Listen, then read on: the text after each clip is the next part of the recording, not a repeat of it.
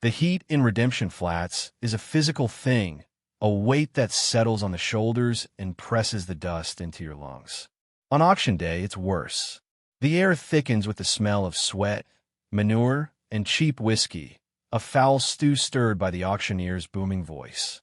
He stands on a makeshift stage, a stout man named Jedediah Croft, whose wealth is built on the misfortune of others. Today, his inventory includes livestock, farm equipment, and one human being. Her name is Eliza, though no one here knows or cares. To them, she is just the woman on the block, head bowed, her calico dress worn thin and coated with the grime of the road. Croft's voice is a hammer, each word a blow. Next up, a contract of indenture, a strong back for housework, laundry, mending, whatever you require. Paid her passage from back east, I did for a marriage that fell through. Her intended met his maker, leaving her with naught but the clothes on her back.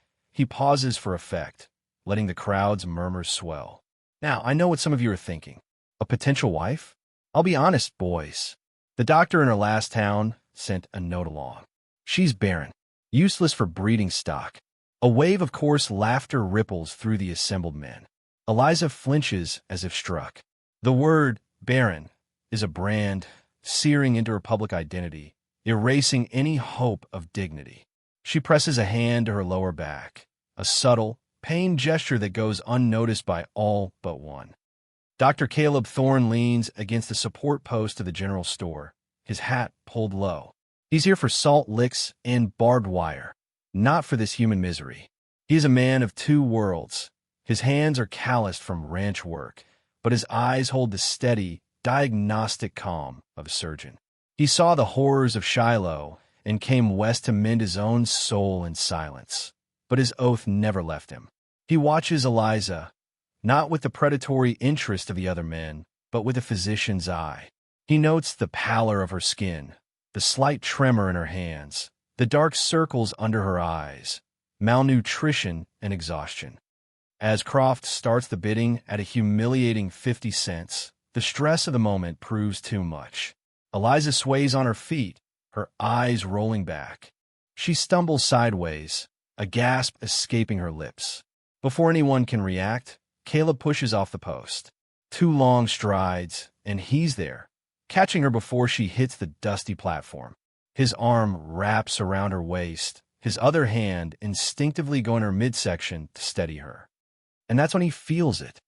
Under the thin fabric of her dress, beneath his palm, a flicker, a faint, unmistakable flutter. It's not a spasm of hunger or a tremor of fear. It is the secret, nascent flutter of life. The quickening. His gaze snaps from her pale face to her abdomen, his mind connecting the signs in an instant. The exhaustion, the pallor, the desperate, hidden pain. Barren? A bitter, angry thought cuts through him. Croft is a liar or a fool. This woman is with child. And with that single, silent discovery, the fate of everyone on this dusty patch of hell is about to change. There's more to this woman than meets the eye. Before her true worth and secret comes to light, tell us, have you ever misjudged someone only to be surprised? And if you love a story of hidden depths, hit like and subscribe. A low bid of $2 was on the table, offered by a grimy trapper with yellow teeth. Croft, eager to be rid of his investment, was about to bring his gavel down. $5. The voice was quiet but carried the command of a field surgeon halting an amputation. Every head turned. Caleb Thorne still had the woman, Eliza, slumped against him, his hand firmly on the small of her back now, supporting her. He hadn't let her go. His eyes, clear and gray as a winter sky, were fixed on Jedediah Croft. The auctioneer's jaw went slack. Dr. Thorne never participated in these sordid affairs. He kept to his ranch, came to town for supplies and to treat the sick, and then disappeared back into the hills. $5 from the good doctor. Croft recovered, his voice regaining its oily boom. A fine price for a sturdy worker. Do I hear 6? Silence.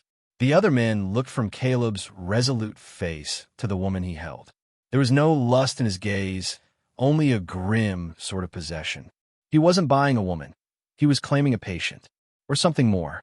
The trapper spat a stream of tobacco juice into the dust and shook his head, backing away.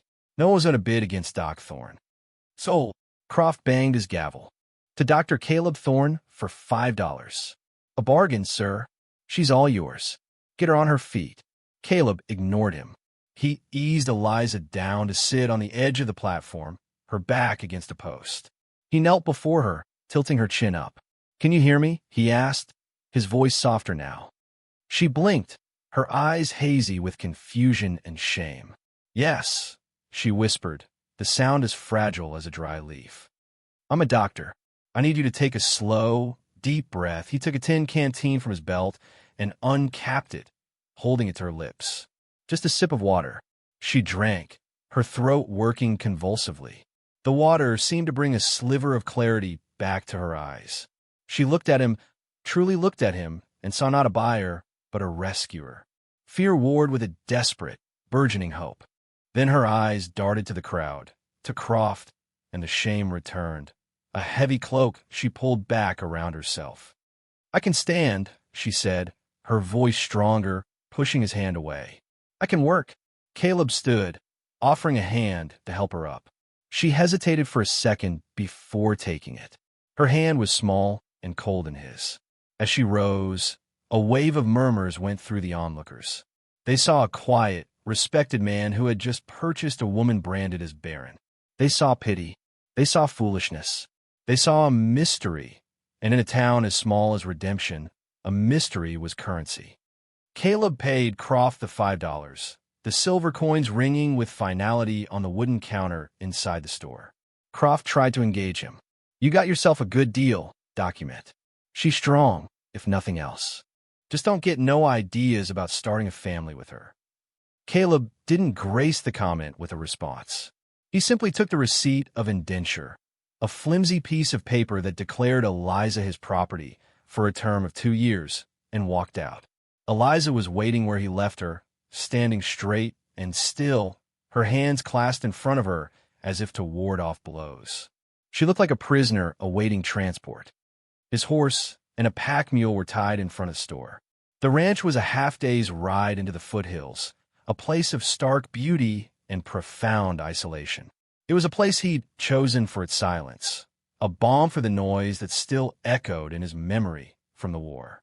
Now he was bringing another person, another life, into that carefully constructed solitude. "My ranch is a ways from here," he said, his tone matter of fact. "You can ride the mule." She just nodded, her eyes fixed on the dusty ground between them.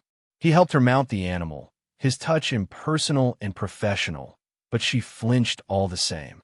She wasn't used to a man's touch that wasn't rough or proprietary.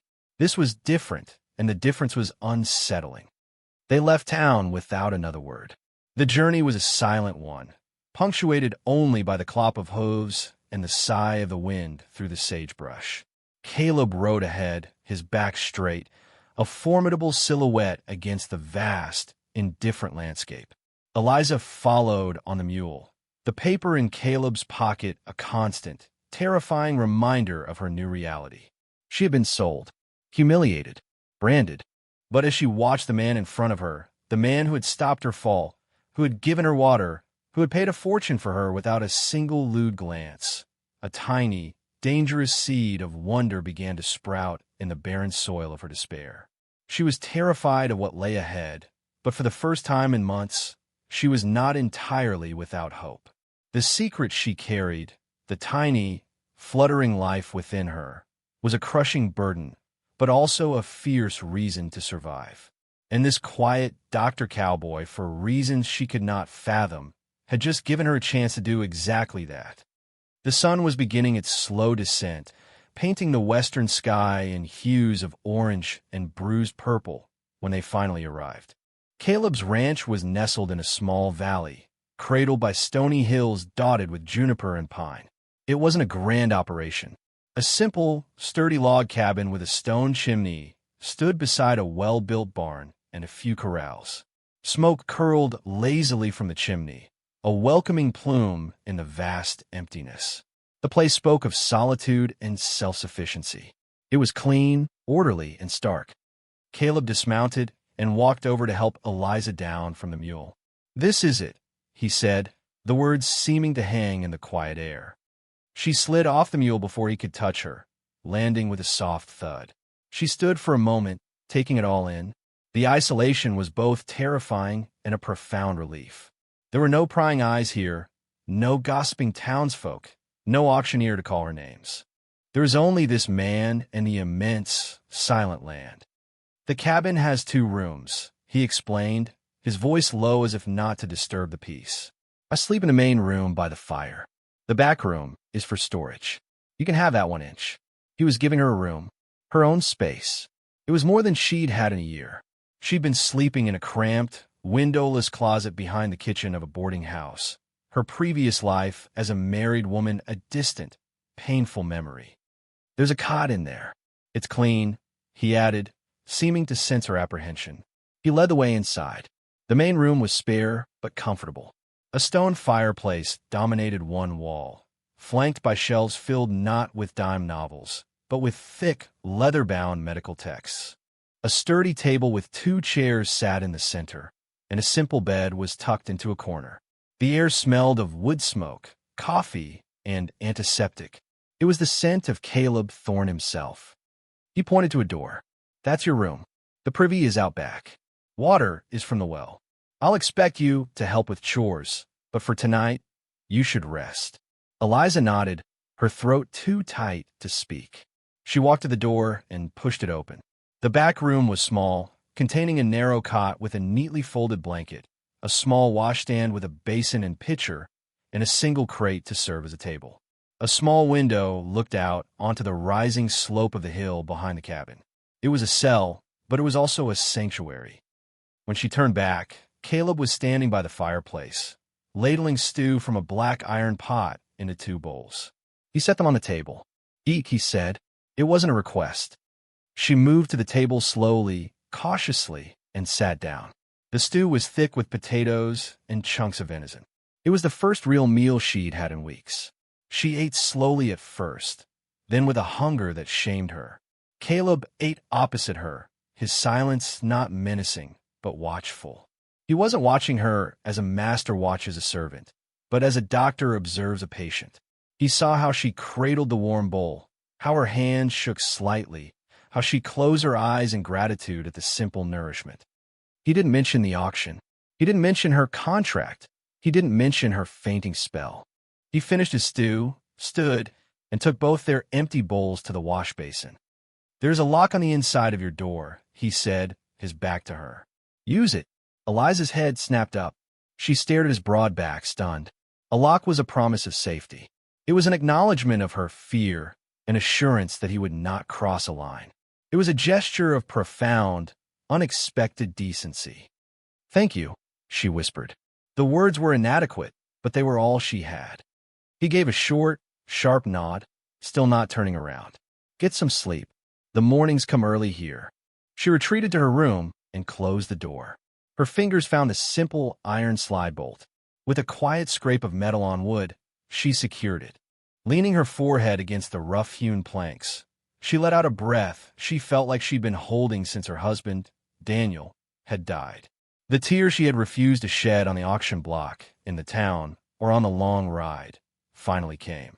They were not tears of pure despair, but of a confusing, fragile relief. She was bought, owned, bound by a piece of paper. But the man who bought her had given her a meal, a room, and a lock. He had treated her with a quiet dignity she thought she had lost forever. She lay down on the cot, pulling the rough wool blanket up to her chin. For the first time in months, she felt a flicker of safety. She placed a hand on her still flat stomach, where the secret flutter of life was a constant reminder of her precarious situation. She didn't know what this Dr. Cowboy truly wanted or why he had intervened. But as she drifted into an exhausted sleep, she knew one thing for certain. He had not mentioned the baby, and in his silence, she found a sliver of ground on which to stand. The first week passed in a haze of cautious routine and unspoken rules. Caleb was a man of few words and precise habits. He rose before dawn, his movements quiet and efficient as he started the coffee and saw to the horses. He would leave a plate of bread and jerky on the table for Eliza before heading out to work his small herd of cattle or mend the endless miles of fence that marked his property. Eliza, in turn, dedicated herself to proving her worth. She swept the cabin until the floorboards were spotless, washed their few dishes, and tended the small vegetable garden behind the cabin with a desperate, focused energy. She learned the rhythm of his life without him ever having to explain it. She saw that he was hard on himself, pushing his body from sunup to sundown, his face etched with a permanent weariness that even sleep couldn't erase. She never used the lock again after that first night. There was no need. He never made a move to enter her room, never spoke a word that was anything but polite and direct. He was a constant, steady presence, as reliable and stoic as the mountains that surrounded them. One afternoon, while mending one of his work shirts, the fabric worn soft with use, she found her rhythm faltering. A wave of dizziness washed over her, and a familiar nausea rose in her throat. She gripped the edge of the table, breathing deeply, her knuckles white. She thought she was alone. "Sit down, Eliza." His voice came from the doorway. He'd come back to the cabin for a tool, his steps so quiet on the earth she hadn't heard him approach. He was holding a hammer, but his eyes were on her face, his expression unreadable. She straightened up immediately, mortified at being caught in a moment of weakness. "I'm fine. Just a touch of the heat." He walked over and placed a cool hand on her forehead, a clinical, detached gesture. "You're not feverish," he stated. He then poured a cup of water from a bucket and handed it to her.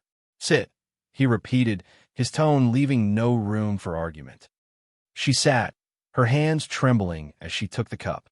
He watched her for a long moment, his gray eyes seeming to see right through the defenses she had so carefully constructed. "I have some peppermint in my medical bag," he said, turning to a worn leather satchel on one of the shelves. "It's good for settling the stomach." Her heart hammered against her ribs. Settling the stomach. He knew, or he suspected. She wanted to deny it, to create another lie, but the words wouldn't come. She could only nod, her gaze dropping to the floor. He prepared a simple infusion, his movements deft and practiced. He set the steaming mug in front of her. "It's not a cure," he said quietly, "but it will help." The unspoken acknowledgement hung in the air between them, thick and heavy. He knew. He wasn't going to force her to confess, but he was letting her know that her secret was not entirely her own anymore. It was a terrifying realization, but also, strangely, a relief. The burden of the lie was exhausting. "Why?" she finally whispered, looking up at him. "Why did you buy me?" He leaned against the doorframe, crossing his arms. He seemed to consider the question, his gaze drifting to the medical books on his shelves. "Jedediah Croft is a predator," he said at last. "And I don't abide predators, especially not ones who lie." Her breath caught. "Lie? He called you Barren," Caleb said, his eyes meeting hers. "I'm a doctor, Eliza. I know when I see life." And I knew he was lying. There it was, the truth, laid bare on the simple wooden table between them. She was exposed, vulnerable, with no defense left. A single tear escaped and traced a path through the dust on her cheek. "My husband, Daniel," she began, her voice cracking. "He died 3 months ago. A mining accident. We had just found out about the baby. Mr. Croft held the debt on our supplies. When Daniel died, he took everything. He said I was part of the debt." Caleb's jaw tightened, a muscle flexing in his cheek. The story was uglier than he had imagined. Croft hadn't just been selling an indentured servant. He'd been selling a pregnant widow, deliberately misrepresenting her to be rid of her before her condition became obvious. "The father of this child is your late husband," he stated. It wasn't a question. "Yes," she said, her voice filled with a fierce, protective pride. "Daniel's child." Caleb pushed off from the doorframe and came to stand before her. He reached out, not to touch her, but to gently take the mended shirt from her lap. He looked at the neat, even stitches, a stark contrast to his own clumsy repairs. "You have a skill," he said, "and you are a hard worker, but you cannot keep working like this. Not in your condition. Your indenture is to me, and I say your most important job right now, is to stay healthy. He was redefining her role, shifting it from laborer to something else. Someone be cared for, protected. The concept was so foreign, so deeply at odds with her reality, that she couldn't process it. "I have to earn my keep," she insisted. "You already have," he said, his voice softening for the first time. "This place, it's been quiet for a long time. Too quiet." He looked around the clean, orderly room at the mended shirt in his hands. "You've brought a stillness to it." It was the closest he had ever come to a personal revelation. In that moment, Eliza understood that this quiet, wounded man was as much in need of saving as she was. They were two solitary souls, thrown together by a cruel twist of fate, finding an unexpected measure of peace in each other's presence. That night, a cold front moved in, bringing a chilling rain that rattled against the roof. Eliza lay in her cot, listening to the storm and to the soft sounds of Caleb moving about in the main room. She heard the scrape of a chair, the turn of a page. He wasn't sleeping. He was watching over the house, over her. She rose and, without thinking, opened her door. He was sitting at the table, a medical text open before him, though he wasn't reading. He was staring into the fire, his face illuminated by the flickering light, the lines of exhaustion and old pain carved deep. He looked up as she entered, his expression unguarded for a brief instant. "Can't sleep?" he asked. The storm, she lied, though it was his wakefulness, not the rain, that had drawn her out. She walked over to the fireplace and held her hands out to the warmth. "You should sleep, doctor. You work too hard." "So do you," he countered. He closed the book. "I was a surgeon in the war," he said, the admission sudden and stark in the quiet room. "I saw too much. Fixed what I could. Lost more than I saved. Came out here to forget." He shook his head slightly. "But a man can't forget who he is. I'm still a doctor, and a doctor's job is to protect life." His eyes met hers, and in their depths, she saw the full, unspoken meaning of his words. He had bought her at the auction not out of pity, but out of duty. An oath he had taken years ago had compelled him to act. He was protecting her life and the new life she carried. "Your secret is safe with me, Eliza," he said, his voice a low vow. "Croft won't get near you or this child. I swear it." In the warm glow of the fire, with the storm raging outside, Eliza believed him. She was no longer just his property, a contract he had purchased. She was his patient, his responsibility. And in the lonely cabin of this Dr. Cowboy, she had found the one thing she thought was lost to her forever, a promise of sanctuary. As the weeks turned into a month, then two, the rhythm of their life settled into a comfortable cadence. The unspoken truth about the baby now lay between them not as a source of tension, but as a shared purpose. Caleb's quiet care intensified. He made sure she ate the most nutritious parts of their meals, leaving her the last of the eggs from their few hens or the tenderest cuts of meat. He began taking over the heavier chores himself without a word, chopping extra firewood so she wouldn't have to, and hauling the water from the well himself each morning. Eliza, in turn, found new ways to contribute. Her belly had begun to swell, a gentle curve that she no longer tried to hide beneath loose-fitting clothes. She took over the cooking completely, turning their simple stores into nourishing meals. She discovered a knack for gardening, and the small patch behind the cabin flourished under her care. The cabin, once just Caleb's sparse shelter, began to feel like a home. There were jars of preserved vegetables on the shelves, and she had even sewn new curtains for the windows from old flour sacks, a small touch of softness in the rugged environment. Their conversations remained simple, rooted in the practicalities of their life. "The north fence is down," he might say. "I'll pack you bread and jerky," she would reply. Yet, beneath the surface of these mundane exchanges, a deeper connection was being forged. It was built in the shared silence of evenings by the fire, in the way he would look up from his book and find her watching him, in the way she would leave a hot cup of coffee on the table for him when he came in from the cold. One day, Caleb returned from trip to town with more than just supplies. He carried a large, awkward parcel wrapped in brown paper. He set it on the table without a word and began unloading the salt, flour, and beans. Eliza watched him, her curiosity piqued. Finally, he pushed the parcel towards her. "This is for you," he said, his eyes not quite meeting hers. She carefully unwrapped it. Inside was a bolt of soft, blue-flowered flannel and a small box containing needles, thread, and tiny pearl buttons. It was material for baby clothes. It was the most thoughtful, tender gift she had ever received. She looked up at him, her eyes shining with unshed tears. "Caleb," she breathed, using his first name for the first time. He just cleared his throat, a faint flush rising on his neck. "The nights are getting colder," he mumbled, turning away to put the supplies on the shelves. "The child will need to be kept warm." It was his way of saying he was in this for the long haul.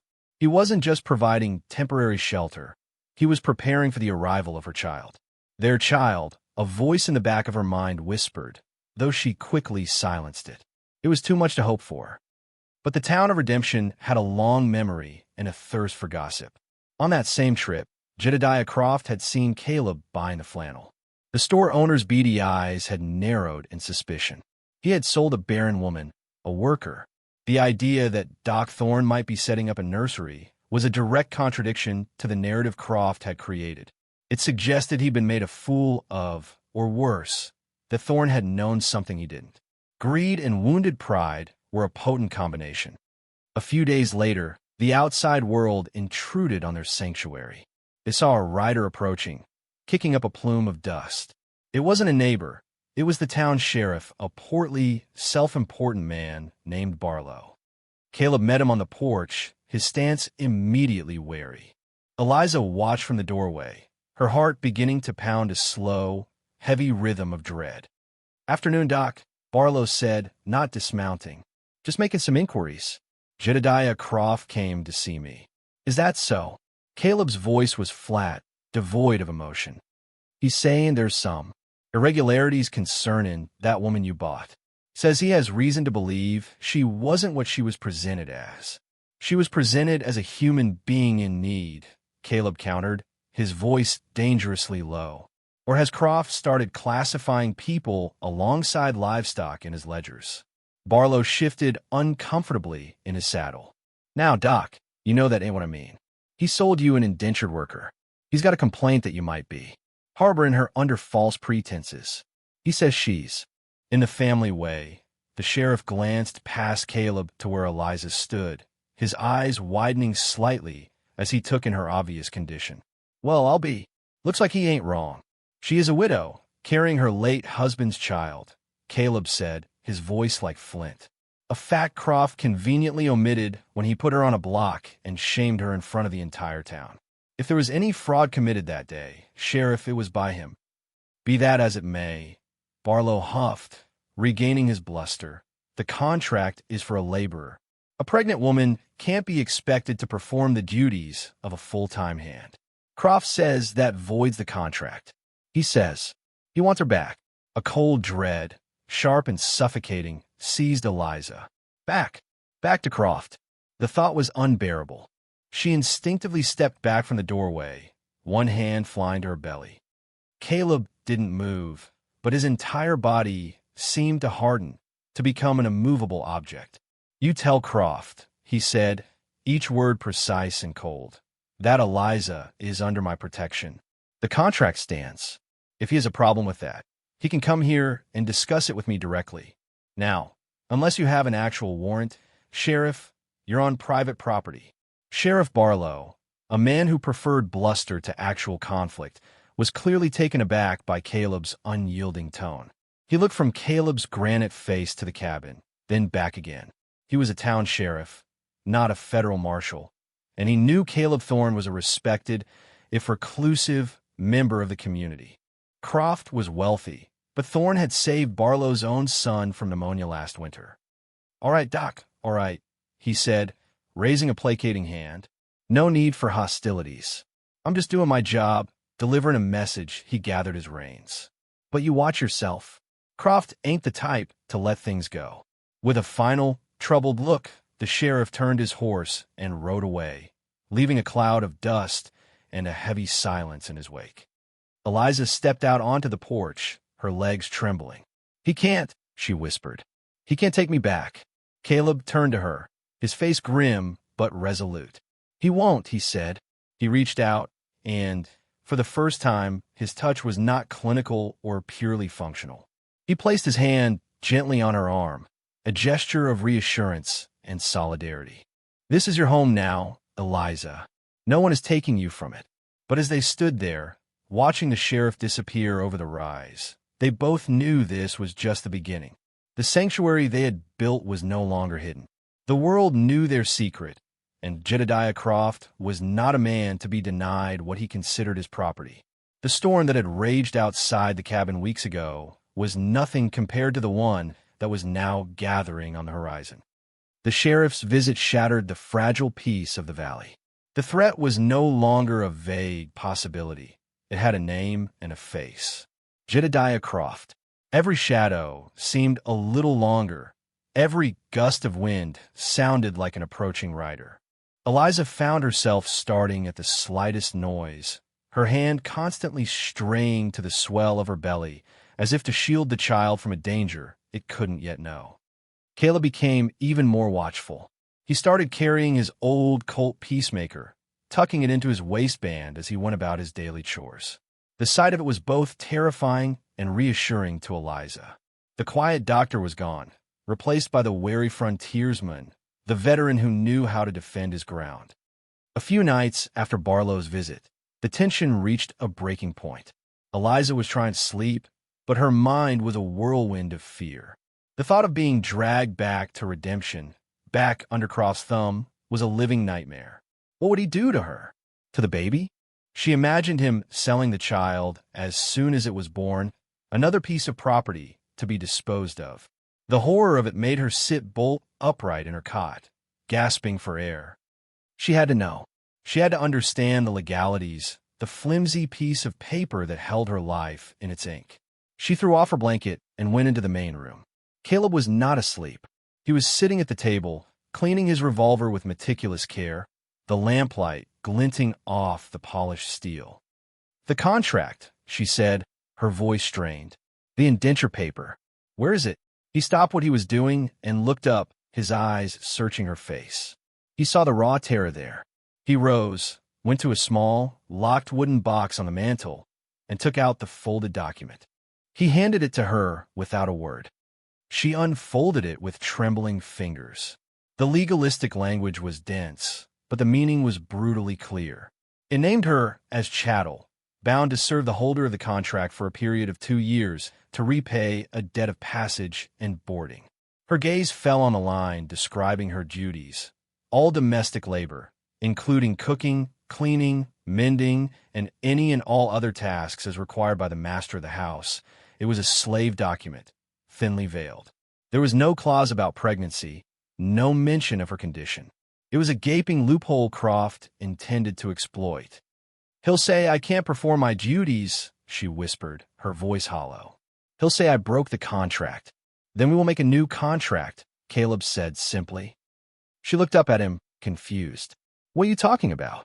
He walked over to her, taking the hated paper from her hands and setting it on the table. He stood before her, his expression more serious than she had ever seen it. "There is another kind of contract, Eliza, one that would supersede this, one that no sheriff or auctioneer in this territory could break." He let the words hang in the air. Eliza stared at him, her mind struggling to grasp his meaning. "A new contract, one that couldn't be broken. A marriage contract," he said, his voice quiet but firm in the lamplit room. "Marry me, Eliza. Let me give you my name. Let me make this child legally and in the eyes of the world my child. No one could touch you then." The proposal was so stunning, so utterly unexpected, that she couldn't breathe. It wasn't a declaration of love. It was a strategic move, a fortress he was offering to build around her and her baby. It was the ultimate act of protection, a sacrifice of his own freedom and solitude for her safety. You would do that," she stammered. "Why? To protect a woman you bought for $5? To protect a child that isn't yours." "He may not be mine by blood," Caleb said, and for the first time, he reached out and gently, reverently, placed his hand on her rounded stomach. The warmth of his palm soaked through the thin fabric of her nightgown, a direct connection to the life within. But I swore an oath to protect life, and that child is life. And you, he looked into her eyes, and she saw something deeper than duty, something more profound than protection. She saw the loneliness he tried to hide, the quiet affection he never dared to speak. You have brought more peace to this house than I have known in 10 years. I will not lose that. I will not lose you. Tears streamed down her face. But for the first time, they were not tears of fear or sorrow. They were tears of overwhelming, heartbreaking gratitude. This man, this quiet, broken man, was offering her everything. His home, his name, his protection. Is this just for protection, Caleb? She asked, her voice a whisper, needing to know the whole truth of it. He held her gaze, his own eyes vulnerable. It starts as protection, he admitted honestly. For both of us. But I hope, it could become something more. If you'd let it. In that moment, standing in the heart of the cabin that had become her sanctuary, Eliza knew her answer. This was not a business arrangement. This was a choice. A choice for a future she never thought she could have. A choice to trust this man not just with her safety, but with her heart and with the heart of her child. Yes, she said, her voice clear and strong. Yes, Caleb, I will marry you. A profound relief washed over his features. He kept his hand on her belly, and with his other hand, he gently brushed a tear from her cheek. It was an act of startling intimacy, a promise of a future sealed not with a passionate kiss, but with a quiet, shared understanding. They would face Croft not as master and servant, but as husband and wife. The decision was made. They would ride to the circuit judge in the next county at first light. They would forge a new contract, one bound by law and by a hope that was just beginning to bloom in the harsh western soil. The fight wasn't over, but now they would face it together. The ride to Oakley, the next county seat, was tense with unspoken purpose. They left before sunrise, Caleb on his sturdy bay and Eliza on the mule, a small bundle of their few respectable clothes tied behind her. The air was crisp, carrying the promise of autumn. The land they passed through was beautiful, but neither of them paid it much mind. Their focus was entirely on the town ahead and the circuit judge who, by the grace of God, might still be there. They found Judge Miller holding court in a saloon, the only building in Oakley large enough for the purpose. He was a weary-looking man with a fringe of white hair and a face that had seen every form of human folly. Caleb explained their situation quietly and directly, omitting the sordid details of the auction, but making their intention clear. They wished to be married. Judge Miller peered at them over his spectacles, his gaze lingering on Eliza's belly. "A bit of a hurry, are we, son?" he asked, not unkindly. "We are," Caleb replied, his voice steady. "There are circumstances that make it imperative." The judge sighed, running a hand over his face. He saw it all in their faces, the woman's quiet desperation, the man's grim determination. It was a story as old as the frontier itself. "All right," he said, pushing back his chair. "Let's get this done. Find 2 witnesses." Caleb procured 2 grizzled prospectors from the bar with the promise of $1 each. And so, standing before a whiskey-stained bar with 2 strangers as their witnesses, Caleb Thorne and Eliza, whose last name no one had bothered to ask, were joined in matrimony. The judge's words were rote, spoken 1,000 times before, but to Eliza, they were the most beautiful sound she had ever heard. When he pronounced them man and wife, a weight she hadn't even been fully aware of lifted from her shoulders. Caleb pressed a silver dollar into the judge's hand and another into the palm of each witness. He then turned to Eliza, his new wife. In the dim, dusty light of the saloon, he simply took her hand, his rough fingers lacing through hers. "Mrs. Thorne," he said, and the name felt both strange and wonderfully, impossibly right. Their journey home was different. The silence was no longer fraught with tension, but filled with a quiet, settled comfort. Eliza rode beside him, no longer following behind. She was his equal, his wife. When they crested the final hill and saw the cabin nestled in the valley below, it looked different. It was no longer his cabin that she was allowed to inhabit. It was their home.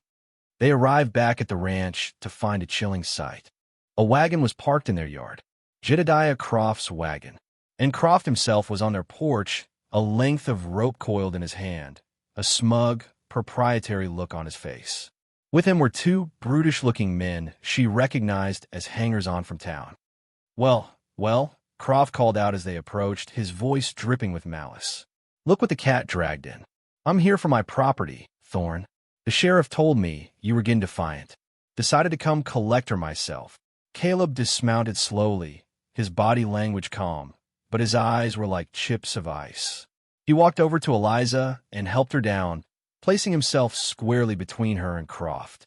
She is not your property, Croft. The hell she ain't. Croft spat, taking a step forward. I got a contract, signed and legal. Says she's mine for 2 years.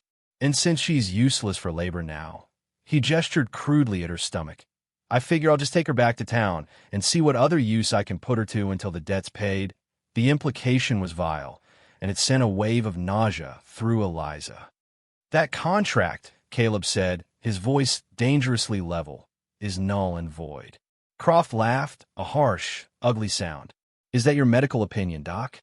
'Cause my legal opinion is that it ain't. Now step aside. He uncoiled the rope slightly, a clear threat. His two thugs fanned out, their hands resting on the pistols at their belts. Eliza's fear was a cold knot in her chest, but seeing Caleb stand before her, a lone bastion against these vile men, ignited something else inside her, a fire. She would not hide behind him. She would not be a damsel to be rescued. She was his wife. This was her home. She stepped out from behind Caleb, her chin held high. You will not touch me, Mr. Croft, she said, her voice shaking but clear. And you will get off our land. Croft's eyes widened in surprise, then narrowed in fury. Your land? You're nothing but a barren little tramp I bought out of pity. You have nothing. That's where you're wrong, Caleb said. He reached into his coat pocket and pulled out not his gun, but a piece of paper. He held it up.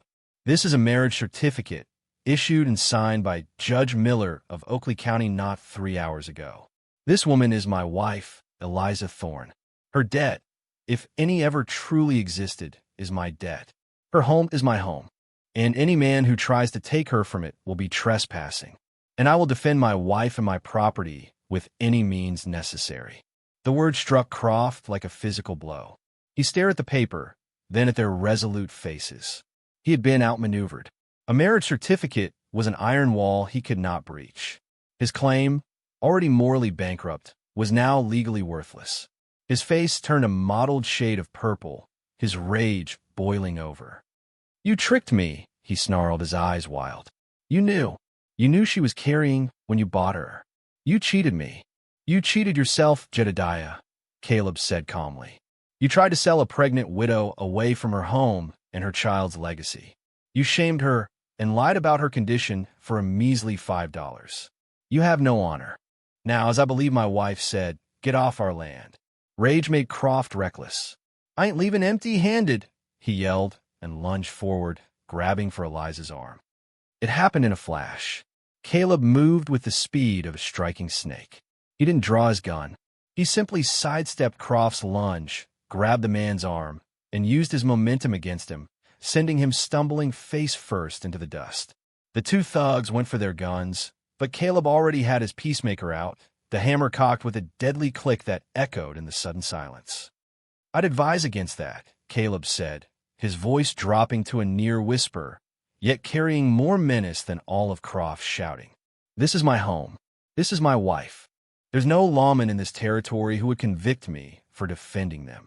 The thugs froze, their hands hovering over their holsters. They were hired muscle, not men willing to die for Jedediah Croft's wounded pride. They looked at Caleb's steady hand, at the cold certainty in his eyes, and knew he was right. Croft pushed himself up, spitting dust and curses. He saw the standoff, the absolute defeat in his men's eyes. He was beaten, humiliated. He glared at Eliza, his face a mask of pure hatred. This ain't over, he hissed.